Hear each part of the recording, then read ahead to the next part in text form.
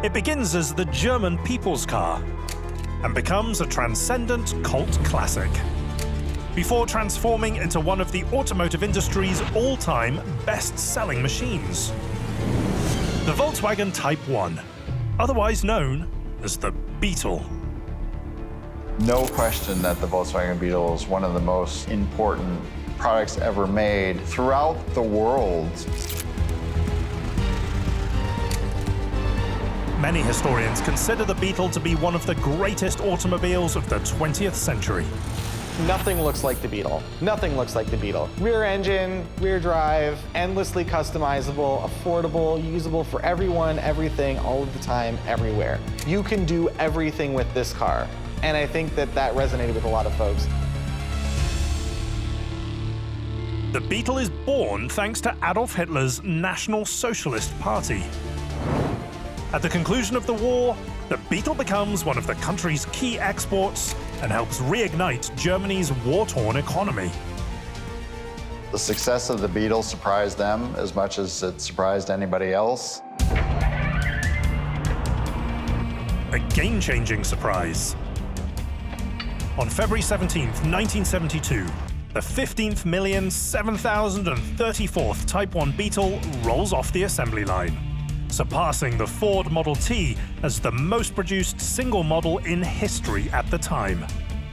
The Volkswagen Beetle surpassed the Model T in production. 15 million plus Model Ts were built, and then 15 million plus Beetles, and it never stopped. It just kept going and going. So here you have this car that's tremendously successful, adapted for every individual market. Ultimately, Volkswagen will sell over 21 million Beetles worldwide. The VW Beetle was the most popular car of its time. So you get this high-quality, unique product that had really a German flavor for an affordable price. The original first-generation Beetle will stay in production for a remarkable 65 years, making it the longest-running design on a single platform of any car ever manufactured.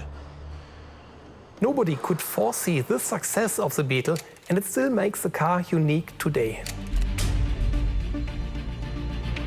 After an 18-year absence in 1997, VW shocks the world when it revives the Beetle name and introduces a second-generation machine.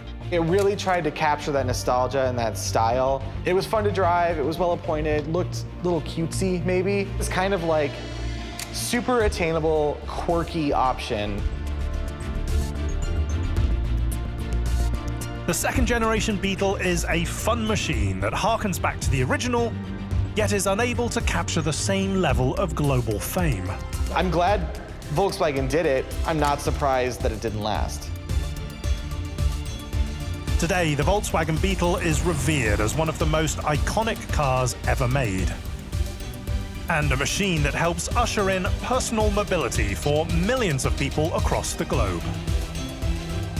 The fathers of the Beetle can lay claim to having produced a timeless object.